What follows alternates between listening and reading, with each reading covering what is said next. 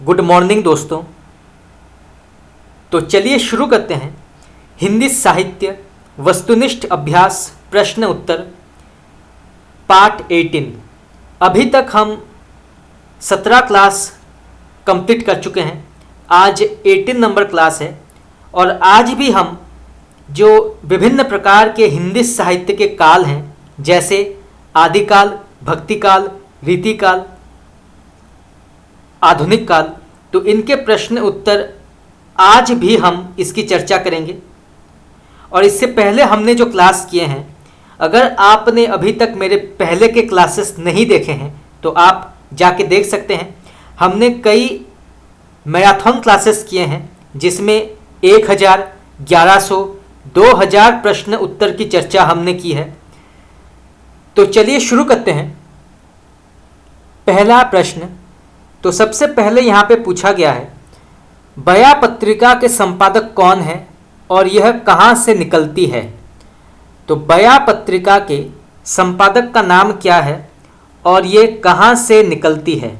तो इसका सही उत्तर होगा आपका, इसके संपादक का नाम है गौरीनाथ और ये जो है गाज़ियाबाद शहर से प्रकाशित होती है। तो यहाँ से जो है दो प्रकार के प्रश्न आ सकते हैं कि बया पत्रिका के संपादक का नाम है गौरीनाथ और ये पत्रिका जो है ये गाज़ियाबाद शहर से निकलती है। चलिए आगे बढ़ते हैं। छंद प्रकाश के लेखक का नाम क्या है। तो छंद प्रकाश के रचनाकार का नाम क्या है। तो इसका सही उत्तर होगा आपका मतीराम। तो मतीराम इसके लेखक हैं। चलिए आगे बढ़ते हैं। राष्ट्रभाषा की कुछ समस्याएं और राष्ट्रीय साहित्य तथा अन्य निबंध नामक आलोचनाओं के लेखक कौन हैं। तो फिर से पढ़ते हैं। राष्ट्रभाषा की कुछ समस्याएं और राष्ट्रीय साहित्य तथा अन्य निबंध नामक आलोचनाओं के लेखक कौन हैं।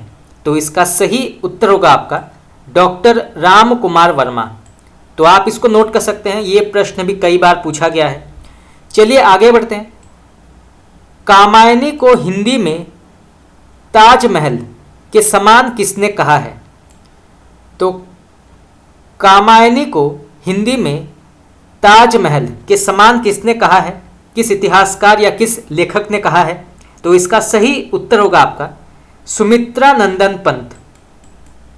तो सुमित्रा नंदन पंत ने कामायनी को हिंदी में ताजमहल के समान कहा है। चलिए आगे बढ़ते हैं। यहाँ पर एक पंक्ति दी गई है, तो बताना है कि इसके कवि कौन है। तो सबसे पहले पंक्ति पढ़ते हैं।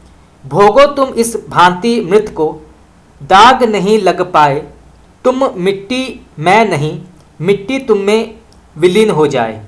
तो इस पंक्ति के लेखक का नाम क्या है। तो फिर से पढ़ते हैं। भोगो तुम इस भांति मृत को, दाग नहीं लग पाए, तुम मिट्टी मैं नहीं, मिट्टी तुम में विलीन हो जाए। तो इस पंक्ति के कवि का नाम क्या है। तो इसका सही उत्तर होगा आपका श्याम नारायण पांडेय। तो आप इसको नोट कर सकते हैं, ये प्रश्न भी कई बार पूछा गया है। चलिए आगे बढ़ते हैं। सैद्धांतिक समीक्षा की प्रथम पुस्तक साहित्यालोचन के लेखक का नाम क्या है। तो सैद्धांतिक समीक्षा की प्रथम पुस्तक साहित्यालोचन के लेखक का नाम क्या है। तो इसका सही उत्तर होगा आपका श्याम सुंदर दास। चलिए आगे बढ़ते हैं। प्रसाद की द्विवेदी युग की कविताओं का संग्रह का नाम क्या है। तो प्रसाद की द्विवेदी युग की कविताओं का संग्रह का नाम क्या है। तो इसका सही उत्तर होगा आपका चित्राधार। चलिए आगे बढ़ते हैं। प्रेम पथिक का ब्रज भाषा स्वरूप कौन सी पत्रिका में प्रकाशित हुआ। तो प्रेम पथिक का ब्रज भाषा स्वरूप कौन सी पत्रिका में प्रकाशित हुआ था। तो इसका सही उत्तर होगा आपका इंदु। तो इंदु पत्रिका में प्रेम पथिक का ब्रज भाषा स्वरूप जो है वो प्रकाशित हुआ था। चलिए आगे बढ़ते हैं। हिंदी में अधिकांश अलंकार ग्रंथ संस्कृत के किन दो ग्रंथों के अनुकरण पर रचे गए हैं? तो फिर से पढ़ते हैं। हिंदी के अधिकांश अलंकार ग्रंथ संस्कृत के किन दो ग्रंथों के अनुकरण पर रचे गए हैं? तो उनका नाम क्या है? तो इसका सही उत्तर होगा आपका कुवलयानंद और चंद्रालोक। तो आप इसको नोट कर सकते हैं। चलिए आगे बढ़ते हैं। भूप भूषण के लेखक का नाम क्या है? तो भूप भूषण के रचयिता का नाम क्या है? तो इसका सही उत्तर होगा आपका कर्नेश। चलिए आगे बढ़ते हैं। विश्व साहित्य में निबंध विधा के जन्मदाता कौन माने जाते हैं? तो विश्व साहित्य में निबंध विधा के जन्मदाता कौन माने जाते हैं? तो इसका सही उत्तर होगा आपका बेकन। तो बेकन जो हैं ये निबंध विधा के जन्मदाता माने जाते हैं। चलिए आगे बढ़ते हैं। यहाँ पर एक पंक्ति दी गई है, तो बताना है कि इसके कवि कौन है। तो सबसे पहले पंक्ति पढ़ते हैं। आखिन मुदीबे के मिस आनी अचानक पीठी उरोज लगावे, किसकी पंक्ति मानी जाती है? तो आखिन मुदीबे के मिस आनी अचानक पीठी उरोज लगावे, तो ये किसकी पंक्ति मानी जाती है? तो इसका सही उत्तर होगा आपका मतीराम। बहुत ही प्रसिद्ध पंक्ति है और ये जो है वन लाइनर पंक्ति है, तो परीक्षा में जो है ऐसे प्रश्न पूछे जाते हैं। चलिए आगे बढ़ते हैं। तेरे नैन मेरे मन के खिलौना पंक्ति के रचनाकार का नाम क्या है? तो तेरे नैन मेरे मन के खिलौना पंक्ति के लेखक का नाम क्या है? तो इसका सही उत्तर होगा आपका सेनापति। सुजान विनोद के लेखक का नाम क्या है? तो सुजान विनोद के रचनाकार का नाम क्या है? तो इसका सही उत्तर होगा आपका देव। तो देव कवि जो हैं ये सुजान विनोद के लेखक हैं। चलिए आगे बढ़ते हैं। हिंदी साहित्य में कड़वक शैली के प्रथम प्रयोक्ता कौन माने जाते हैं? तो हिंदी साहित्य में कड़वक शैली के प्रथम प्रयोक्ता कौन माने जाते हैं? उनका नाम क्या है? तो इसका सही उत्तर होगा आपका सरहपा। तो सरहपा जो हैं ये हिंदी साहित्य में कड़वक शैली के प्रथम प्रयोक्ता माने जाते हैं और ऐसा मानना है डॉक्टर नगेंद्र और बच्चन के अनुसार। तो डॉक्टर नगेंद्र और बच्चन ने सरहपा को हिंदी साहित्य में कड़वक शैली के प्रथम प्रयोक्ता के तौर पर माना है। चलिए आगे बढ़ते हैं। उल्कापात, धूमकेतु, तूफान अथवा बवंडर नामक उपमा से निम्नलिखित कौन सा कहानीकार जाना जाता है? तो फिर से पढ़ते हैं। उल्कापात, धूमकेतु, तूफान अथवा बवंडर नामक उपमा से निम्नलिखित कौन सा कहानीकार जाना जाता है? तो इसका सही उत्तर होगा आपका पांड्य बेचैन शर्मा उग्र। चलिए आगे बढ़ते हैं। Next question. यहाँ पर एक पंक्ति दी गई है, तो बताना है कि इसके कवि कौन है। तो सबसे पहले पंक्ति पढ़ते हैं।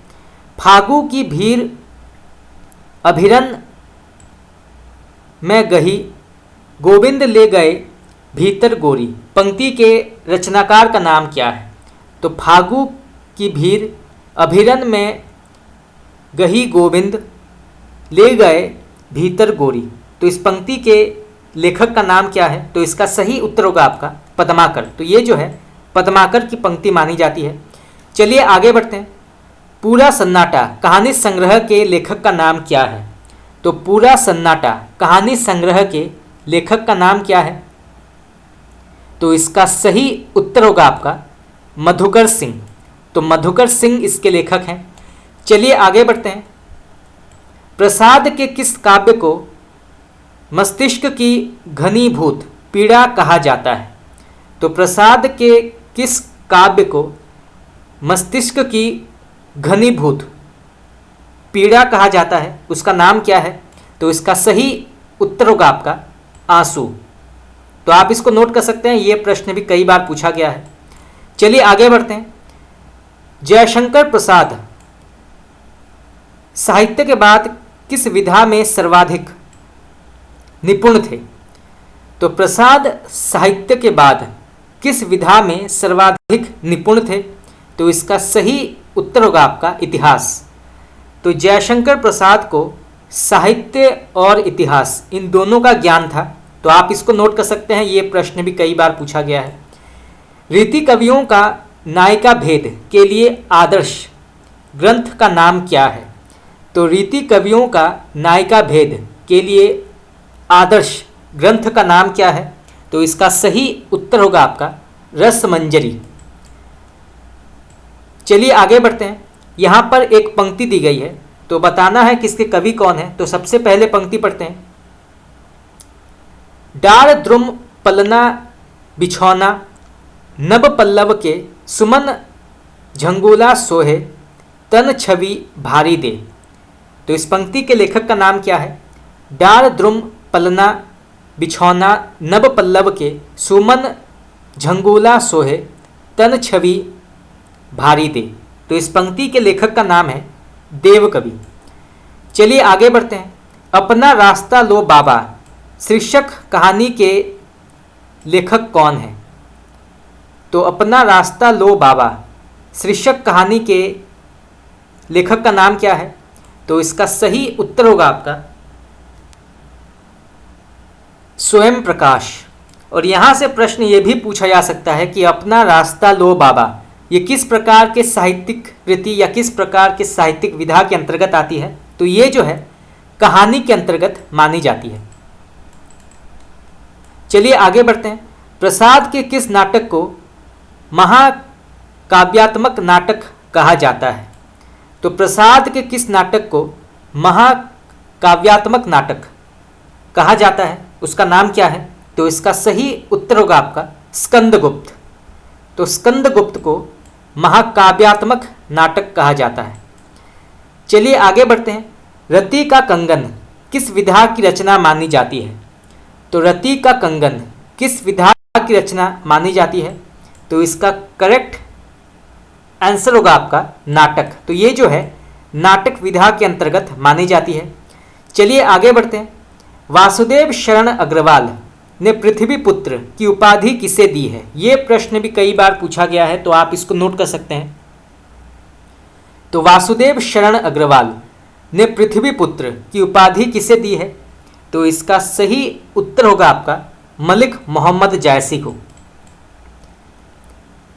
पद्मावत को अनियोक्ति समासोक्ति किसने कहा है? तो पद्मावत को अनियोक्ति समासोक्ति किसने कहा है? किस आचार्य ने या किस इतिहासकार ने कहा है? तो इसका सही उत्तर होगा आपका आचार्य रामचंद्र शुक्ल ने। आधुनिक गद्य साहित्य की परंपरा का प्रवर्तन किसने माना जाता है या किससे हुआ है? तो आधुनिक गद्य साहित्य की परंपरा का प्रवर्तन किससे हुआ है? तो इसका सही उत्तर होगा आपका नाटक से। तो नाटक विधा से आधुनिक गद्य साहित्य की परंपरा का प्रवर्तन हुआ है। ये प्रश्न भी कई बार पूछा गया है, तो आप इसको नोट कर सकते हैं। चलिए आगे बढ़ते हैं। अछूतों की समस्या पर आधारित कहानी जीवन चक्र के रचनाकार का नाम क्या है? तो अछूतों की समस्या पर आधारित कहानी जीवन चक्र के लेखक का नाम क्या है? तो इसका सही उत्तर होगा आपका कमल जोशी। तो कमल जोशी इसके लेखक हैं। और यहाँ से प्रश्न ये भी आ सकता है कि अछूतों की समस्या पर आधारित जो कहानी है जीवन चक्र, ये किस प्रकार के साहित्यिक कृति या किस प्रकार के साहित्यिक विधा के अंतर्गत आती है? तो ये जो है कहानी विधा के अंतर्गत मानी जाती है। चलिए आगे बढ़ते हैं। अपनी लेखन कला के अंत में आते आते सितारे हिंद की भाषा झुकी है खड़ी बोली की तरफ।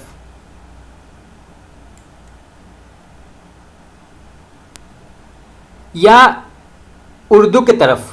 तो अपनी लेखन कला के अंत में आते आते सितारे हिंद की भाषा झुकी है किसके तरफ?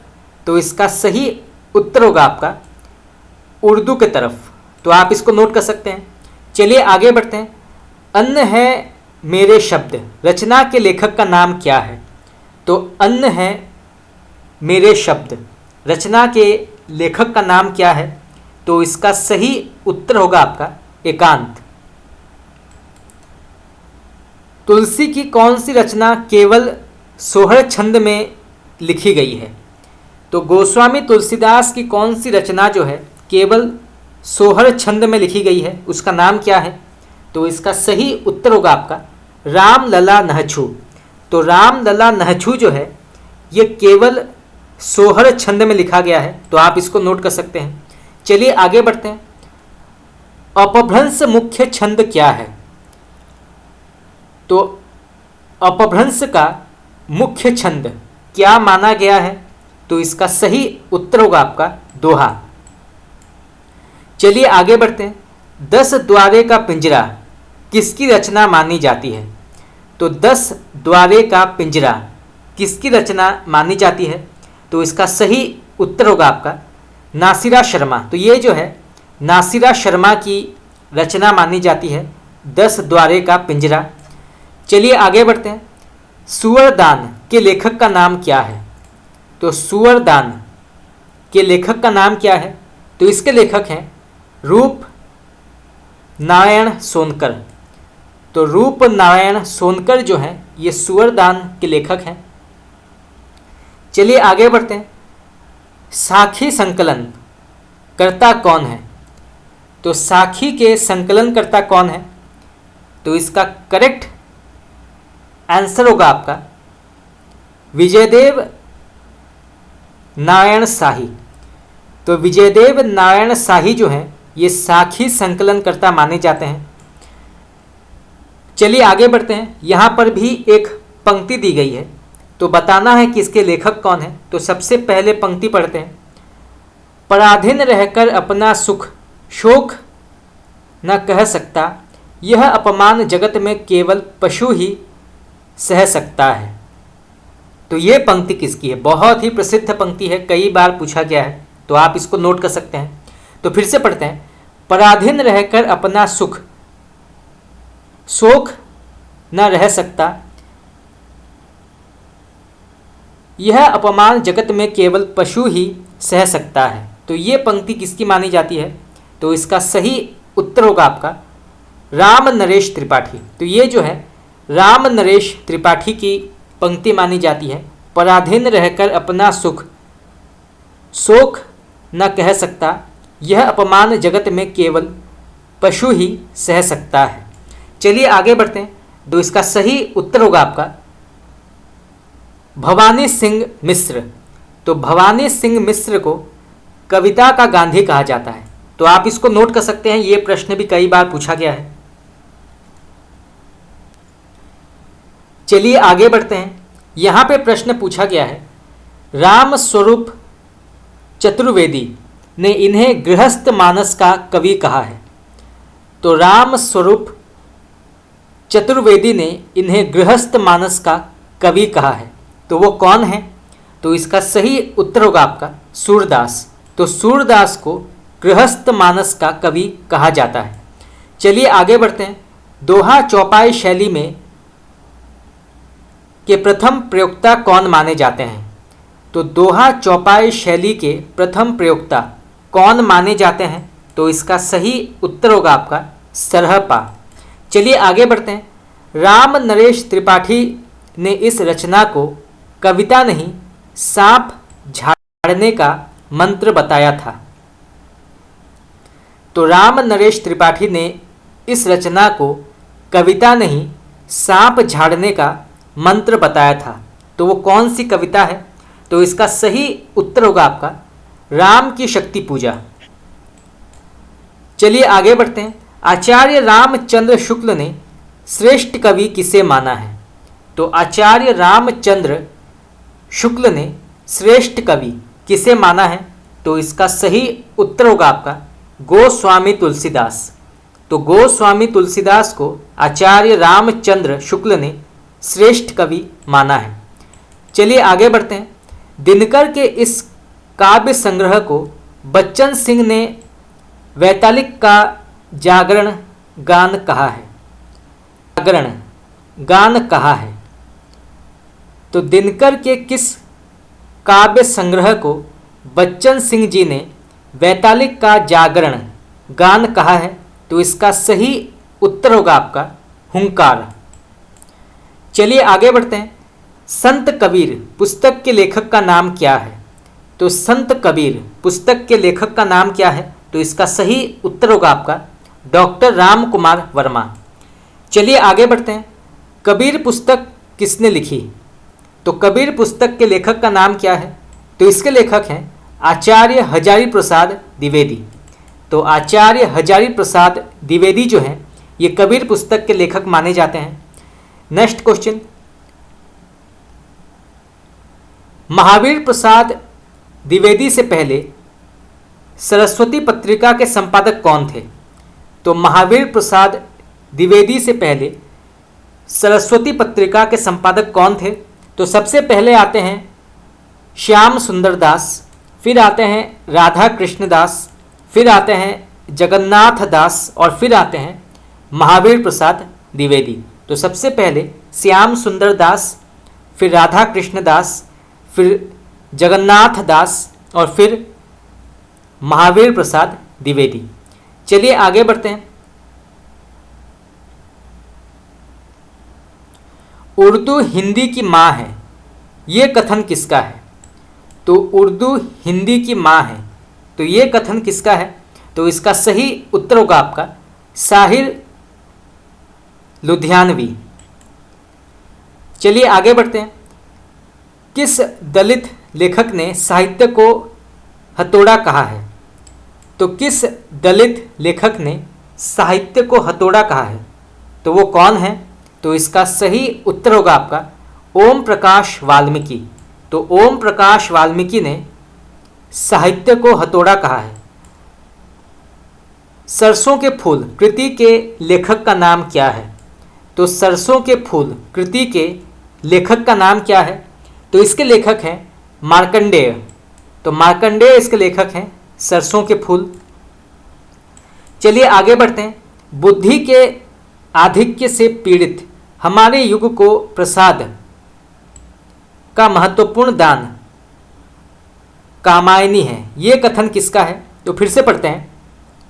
बुद्धि के आधिक्य से पीड़ित हमारे युग को प्रसाद का महत्वपूर्ण दान कामायनी है, तो ये कथन किसका है? तो इसका सही उत्तर होगा आपका थी प्रसिद्ध कथन है, तो आप इसको नोट कर सकते हैं। चलिए आगे बढ़ते हैं।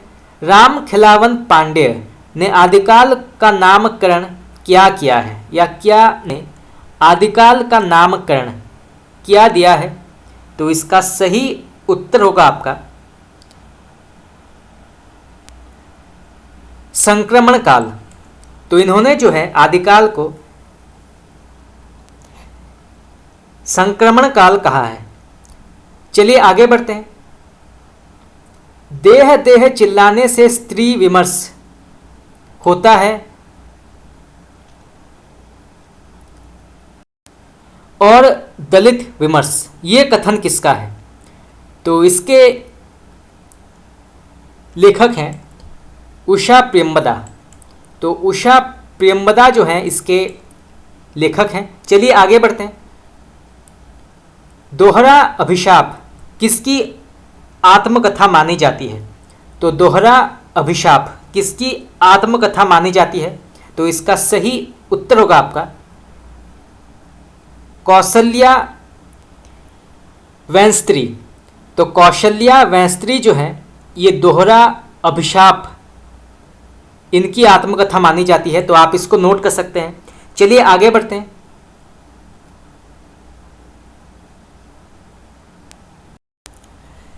चलिए आगे बढ़ते हैं।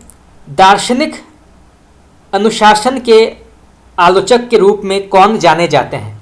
तो दार्शनिक अनुशासन के आलोचक के रूप में कौन जाने जाते हैं? तो इसका सही उत्तर होगा आपका डॉक्टर राम विलास शर्मा। तो डॉक्टर राम विलास शर्मा जो हैं ये दार्शनिक अनुशासन के आलोचक के रूप में जाने जाते हैं। चलिए आगे बढ़ते हैं। जन साधारण को उसकी निजी भाषा में शिक्षा दो, ये कथन किसका है? तो जन साधारण को उसकी निजी भाषा में शिक्षा दो, तो ये कथन किसका है? तो इसका सही उत्तर होगा आपका स्वामी विवेकानंद। चलिए आगे बढ़ते हैं। यहाँ पर एक पंक्ति दी गई है, तो बताना है कि इसके कवि कौन है। तो सबसे पहले पंक्ति पढ़ते हैं। माता कहे मेरो पुत सपूत, बहिन कहे मेरो सुंदर भैया, बाप कहे मेरे कुल को है दीपक, लोक लाज मेरी के है रखैया, नारी कहे मेरे प्राणपति है, जाकी मैं लेहूँ दिन रात बलैया। तो ये पंक्ति किसकी है? तो फिर से पढ़ते हैं। माता कहे मेरो पुत सपूत, बहिन कहे मेरो सुंदर भैया, बाप कहे मेरे कुल को है दीपक, लोक लाज मेरी के है रखैया, नारी कहे मेरे प्राणपति हैं, जाकी मैं लेऊं दिन रात बलैया। तो इस पंक्ति के लेखक का नाम क्या है? तो इसका सही उत्तर होगा आपका गुलाब कवि। तो ये जो है गुलाब कवि की पंक्ति मानी जाती है। चलिए आगे बढ़ते हैं। हिंदी के रीतिकाल के कवि तो मानो राजाओं महाराजाओं की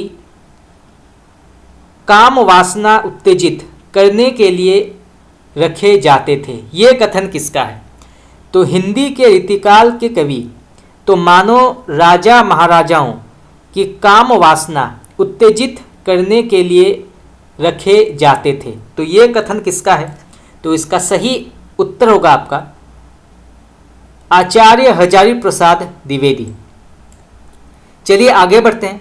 इनमें से कौन सी हिंदी गद्य को उपनिवेशवाद की देन मानते हैं? तो इनमें से कौन हिंदी गद्य की तो इनमें से कौन हिंदी गद्य को उपनिवेशवाद की देन मानते हैं? तो इसका सही उत्तर होगा आपका कोटि वैरी सम यद्यपि परम स्नेही। तो इस पंक्ति में तुलसीदास ने किसके लिए लिखी है? तो जाके ही न राम वैदेही, तजिए ताही कोटि वैरी सम यद्यपि परम स्नेही। तो ये जो है गोस्वामी तुलसीदास ने मीराबाई के लिए लिखी है। तो मीराबाई के लिए ये पंक्ति लिखी गई है, तो आप इसको नोट कर सकते हैं। चलिए आगे बढ़ते हैं। वनबाला और छंदमयी किसके काव्य संग्रह है? तो वनबाला और छंदमयी किसके काव्य संग्रह है? तो इसका सही उत्तर होगा आपका डॉक्टर नगेंद्र। तो ये जो है डॉक्टर नगेंद्र की काव्य संग्रह मानी जाती है। चलिए आगे बढ़ते हैं। महादेवी वर्मा जी की निहार की भूमिका किसने लिखी है? ये प्रश्न भी कई बार पूछा गया है, तो आप इसको नोट कर सकते हैं। तो महादेवी वर्मा जी की निहार की भूमिका किसने लिखी है? तो इसका सही उत्तर होगा आपका अयोध्या सिंह उपाध्याय हरिओध ने। हिंदी में किस उपन्यास में सबसे पहले समलैंगिक संबंधों का वर्णन किया गया है? तो हिंदी में किस उपन्यास में सबसे पहले समलैंगिक संबंधों का वर्णन किया गया है? तो इसका सही उत्तर होगा आपका पतिया। चलिए आगे बढ़ते हैं। जिस शास्त्र में शब्दों के शुद्ध रूप और प्रयोग के नियमों का निरूपण होता है उसे क्या कहते हैं? तो यहाँ पर जो है परिभाषा पूछा गया है। तो जिस शास्त्र में शब्द के शुद्ध रूप और प्रयोग के नियमों का निरूपण होता है उसे क्या कहते हैं? तो इसका सही उत्तर होगा आपका व्याकरण। तो उसे जो है व्याकरण कहते हैं। चलिए आगे बढ़ते हैं। तुलाराम नाम किसका था? तो तुलाराम नाम किसका माना जाता है? तो इसका सही उत्तर होगा आपका गोस्वामी तुलसीदास। चलिए आगे बढ़ते हैं। निम्बार्क संप्रदाय से संबंधित कवि कौन नहीं है? तो निम्बार्क संप्रदाय से संबंधित कवि कौन नहीं है? तो इसका सही उत्तर होगा आपका गदाधर भट्ट। तो गदाधर भट्ट जो हैं ये निम्बार्क संप्रदाय के अंतर्गत नहीं आते हैं। चलिए आगे बढ़ते हैं। यहाँ पर एक पंक्ति दी गई है, तो बताना है कि इसके कवि कौन है। तो सबसे पहले पंक्ति पढ़ते हैं।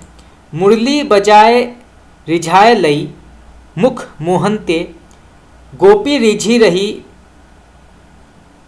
रस तानत सो, सूद बूद सब बिसराई। तो ये पंक्ति के कवि कौन है। तो फिर से पढ़ते हैं। मुरली बजाए रिझाए लई, मुख मोहन ते, गोपी रिझी रही रस्ता तन सो, सूद बूद सब बिसराई। तो इस पंक्ति के कवि का नाम क्या है। तो इसका सही उत्तर होगा आपका बैजू बावरा। तो ये जो है बैजू बावरा इसके लेखक हैं। चलिए आगे बढ़ते हैं। पृथ्वीराज रासो का अंग्रेजी में अनुवाद किसने किया था। तो पृथ्वीराज रासो का अंग्रेजी में अनुवाद किसने किया था। तो इसका सही उत्तर होगा आपका कर्नल टॉड ने। तो कर्नल टॉड ने इसका अनुवाद किया था अंग्रेजी में। तो आप इसको नोट कर सकते हैं। चलिए आगे बढ़ते हैं। आदिकाल में वीर रस प्रधान काव्य किस भाषा में लिखे गए। तो आदिकाल में वीर रस प्रधान काव्य किस भाषा में लिखे गए। तो इसका सही उत्तर होगा आपका डिंगल भाषा में लिखे गए। चलिए आगे बढ़ते हैं। पृथ्वीराज रासो की भाषा पुस्तक के लेखन कौन है। तो पृथ्वीराज रासो की भाषा पुस्तक के लेखक का नाम क्या है। तो इसका सही उत्तर होगा आपका डॉक्टर नामवर सिंह। दौड़ो हे बोधिसत्व, भारत में मानवता अस्पृश्य हुई। ये पंक्ति किसकी है। दौड़ो दौड़ो हे बोधिसत्व, भारत में मानवता अस्पृश्य हुई। तो ये पंक्ति किसकी है। तो इसका सही उत्तर होगा आपका रामधारी सिंह दिनकर। तो ये जो है रामधारी सिंह दिनकर की अत्यंत हे बोधिसत्व, भारत में मानवता अस्पृश्य हुई। चलिए आगे बढ़ते हैं। अंबिका दत्त व्यास ने निज वृतांत नामक आत्मकथा कब लिखी थी। तो अंबिका दत्त व्यास ने निज वृतांत नामक आत्मकथा कब लिखी थी। तो इसका सही उत्तर होगा आपका 1901 में। राजसूय से रासो की उत्पत्ति किसने मानी है। तो राजसूय से रासो की उत्पत्ति किसने मानी है। तो इसका सही उत्तर होगा आपका गारसा द तासी। तो गारसा द तासी ने राजसूय से रासो की उत्पत्ति मानी है। चलिए आगे बढ़ते हैं। अपभ्रंश के प्रथम महाकवि कौन माने जाते हैं। तो अपभ्रंश के प्रथम महाकवि कौन माने जाते हैं। तो इसका सही उत्तर होगा आपका स्वयंभू। चलिए आगे बढ़ते हैं। भारत बनाम इंडिया जो 1983 में प्रकाशित हुई थी और ये जो है उपन्यास के अंतर्गत आता है। समकालीन भारत के गांवों की पीड़ा का चित्रण करता है। इसके लेखक कौन है। तो भारत बनाम इंडिया समकालीन भारत के गांवों की पीड़ा का चित्रण करता है। तो इसके लेखक का नाम क्या है। तो इसका सही उत्तर होगा आपका श्रवण कुमार गोस्वामी। तो श्रवण कुमार गोस्वामी जो हैं इसके लेखक हैं। चलिए आगे बढ़ते हैं। पंचवटी के उपन्यास किसने लिखा है। तो पंचवटी के उपन्यास किसने लिखा है। तो इसका सही उत्तर होगा आपका प्रणब कुमार बंदोपाध्याय। तो प्रणब कुमार बंदोपाध्याय ने लिखा है पंचवटी उपन्यास। चलिए आगे बढ़ते हैं। अमृतपुत्र के उपन्यासकार का नाम क्या है। तो अमृतपुत्र के उपन्यासकार का नाम क्या है। तो इसका सही उत्तर होगा आपका प्रणब कुमार। तो प्रणब कुमार इसके लेखक हैं। चलिए आगे बढ़ते हैं। झुनिया उपन्यास किसने लिखा है। तो झुनिया उपन्यास के लेखक का नाम क्या है? तो इसका सही उत्तर होगा आपका मिथिलेश्वर। तो मिथिलेश्वर इसके लेखक हैं झुनिया उपन्यास के। चलिए आगे बढ़ते हैं। भक्ति का उदय बिजली की चमक की तरह किसने बताया है? ये प्रश्न आपका कई बार पूछा गया है, तो आप इसको नोट कर सकते हैं। तो भक्ति का उदय बिजली के चमक की तरह किसने बताया है? तो इसका सही उत्तर होगा आपका जॉर्ज ग्रियर्सन ने। चलिए आगे बढ़ते हैं। मेरी जीवन यात्रा आत्मकथा के लेखक का नाम क्या है? तो मेरी जीवन यात्रा आत्मकथा के लेखक कौन है? तो इसका सही उत्तर होगा आपका जानकी देवी बजाज। लिपि सुधार का प्रथम प्रयास किसने किया था? तो लिपि सुधार का प्रथम प्रयास किसने किया था? तो इसका सही उत्तर होगा आपका गोविंद रानाडे ने। चलिए आगे बढ़ते हैं। किसने देवनागरी लिपि को अमनोवैज्ञानिक लिपि बताया है? तो किसने जो है देवनागरी लिपि को अमनोवैज्ञानिक लिपि बताया है? तो इसका सही उत्तर होगा आपका सुनीति कुमार चटर्जी ने। तो सुनीति कुमार चटर्जी ने देवनागरी लिपि को अमनोवैज्ञानिक लिपि बताया है। चलिए आगे बढ़ते हैं। भारत सरकार द्वारा जारी मानक देवनागरी संशोधित परिवर्धित नागरी पुस्तक में भारत की कितनी भाषाओं को देवनागरी में लिखा गया? तो भारत सरकार द्वारा जारी मानक देवनागरी संशोधित परिवर्धित नागरी पुस्तक में भारत की कितनी भाषाओं को देवनागरी में लिखा गया है? तो इसकी संख्या क्या है? तो इसका सही उत्तर होगा आपका 14। लौ किस भाषा का वर्ण है? तो ये जो है मराठी के अंतर्गत आता है। चलिए आगे बढ़ते हैं। अंधेरे में कविता आत्म संशोधन का अनुसंधान किस आलोचक ने किया? तो अंधेरे में कविता आत्म संशोधन का अनुसंधान किस आलोचक ने किया था? तो इसका सही उत्तर होगा आपका इंद्रनाथ मदान। चलिए आगे बढ़ते हैं। यहाँ पे प्रश्न पूछा गया है किसकी समिति ने 12 खड़ी को भ्रामक कहा तथा वर्णमाला में ल को स्थान दिया? तो इसका सही उत्तर होगा आपका नरेंद्र देव समिति ने। चलिए आगे बढ़ते हैं। यहाँ पर एक पंक्ति दी गई है, तो बताना है कि इसके कवि कौन है। तो सबसे पहले पंक्ति पढ़ते हैं। उत्तम पद कवि गंग के कविता के बलीर केशव अर्थ गंभीर को सुर तीन गुणधीर। तो इस पंक्ति के लेखक का नाम क्या है? तो फिर से पढ़ते हैं। उत्तम पद कवि गंग के कविता के बलीर केशव अर्थ गंभीर को सुर तीन गुण धीर। तो इसका सही उत्तर होगा आपका भिखारीदास। तो ये जो है भिखारीदास की पंक्ति मानी जाती है। चलिए आगे बढ़ते हैं। व्याकरणों की मुनित्रय में कौन शामिल नहीं है? तो कुमारिल भट्ट जो है ये शामिल नहीं है। चलिए आगे बढ़ते हैं। किन्धो सुर को सर लगेयो किन्धो सुर को पीर पंक्ति किसकी है? तो इसके लेखक हैं तानसेन। तो तानसेन इसके लेखक हैं। चलिए आगे बढ़ते हैं। सिद्धांत और अध्ययन किसकी आलोचनात्मक रचना मानी जाती है? तो सिद्धांत और अध्ययन किसकी आलोचनात्मक रचना मानी जाती है? तो इसका सही उत्तर होगा आपका गुलाब राय। तो ये जो है गुलाब राय की आलोचनात्मक रचना मानी जाती है सिद्धांत और अध्ययन। चलिए आगे बढ़ते हैं। शैली विज्ञान किसकी रचना मानी जाती है? तो शैली विज्ञान किसकी रचना मानी जाती है? तो इसके लेखक हैं डॉक्टर नगेंद्र। डॉक्टर नगेंद्र इसके लेखक हैं। आड़ू का पेड़ निबंध के लेखक का नाम क्या है? तो आड़ू का पेड़ निबंध के लेखक का नाम क्या है? तो इसके लेखक हैं रमेश चंद्र शाह। चलिए आगे बढ़ते हैं।